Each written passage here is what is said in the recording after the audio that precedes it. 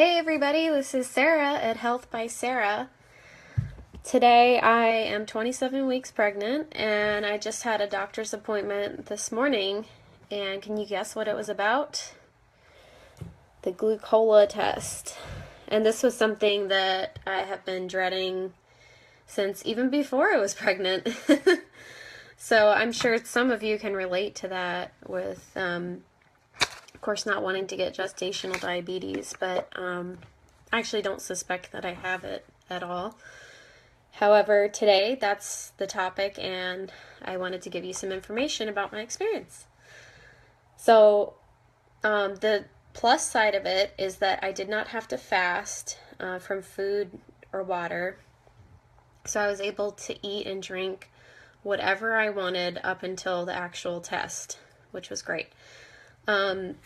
For my own personal circumstances, though, I was actually traveling very late last night from the West Coast back to the East Coast, and I got home at I got in at about midnight at the airport and was home past that time, went to bed past that, of course, and so my appointment was right at 8 a.m.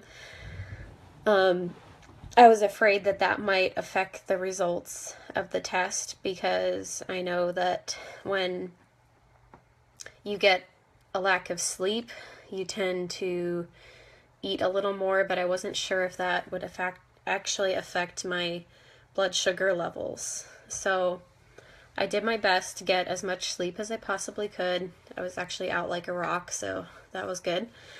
But anyway, to give you an idea of what the actual test is, it's this drink. Mine was actually a clear liquid of about that tall in a bottle. It was 100 grams, and it's just 100 grams of glucose. It has other ingredients that I'm not too comfortable with, like sodium benzoate, but I don't think it's any worse than me consuming a soda, probably, because of the small amounts of preservatives in it. They have since improved it, and it no longer has food dyes in it, which I was happy about. But I wasn't too thrilled about the ingredients to begin with. However, I didn't think just 100 grams of something was going to do some serious harm to my baby, so I ultimately decided to go through with drinking it. My doctor did give me an alternative of pricking my finger 4 times a day for 2 weeks straight. I ended up opting out of that because I wasn't sure if I was really going to be able to prick my finger in the same place 4 times a day for 14 days straight, and also trying to figure out how to bring all that with me traveling. That just seemed very complicated and very painful. So I just ended up going with the test. I did have concern, especially in the first trimester, that I was actually going to get nauseous because just about everything made me nauseous and throw up at some points during the first trimester. But now I no longer have food aversions, and in my experience, when I actually started drinking it, I was like, oh, this isn't as bad as I thought. It wasn't as sweet as I thought it would be. I suppose because I'm not actually on a very low carb diet. I do include carbohydrates in my diet, but not excessively, a healthy amount.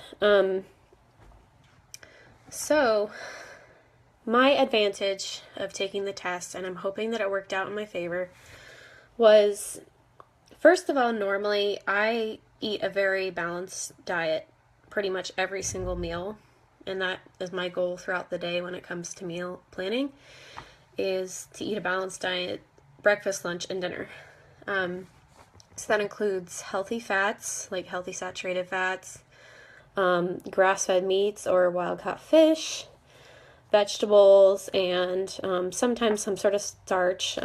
Sometimes I skip out on a starch, just depending. Most of the time I include something like whether it's sweet potatoes or rice or something else, but I tend to not overdo it with carbs.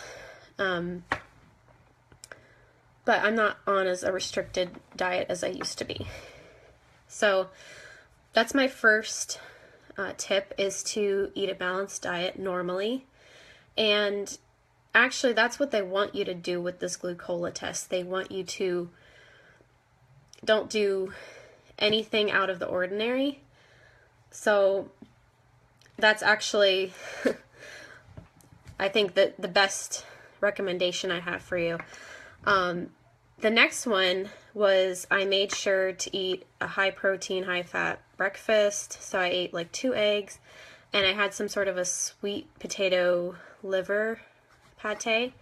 I had a couple slices of that, and I sipped on whole milk from the time I got up until I actually had to take the test, and I felt like my blood sugar was very balanced at that point. And even after drinking that whole drink in 5 minutes, I felt like my blood sugar was balanced. Oh, and I see that Melissa has joined. Hey, Melissa. And I think that's about it with my recommendations as to how to potentially beat the test. They drew my blood about an hour after drinking the drink, and I'll find out the results next week, so I'll be sure to let you guys know about that. Hey. Melissa, do you have any questions?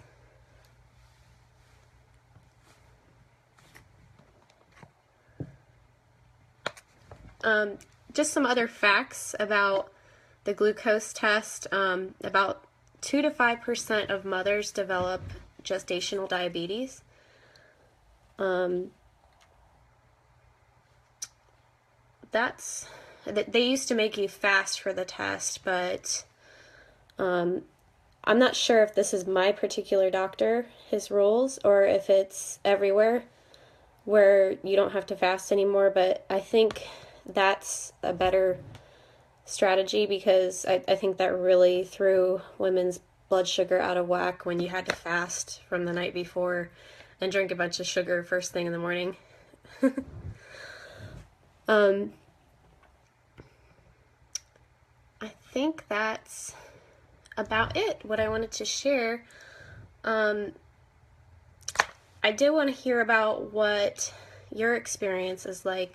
And Melissa, since you're live, maybe let me know in the comments or somewhere else what your experience was like with your own pregnancies.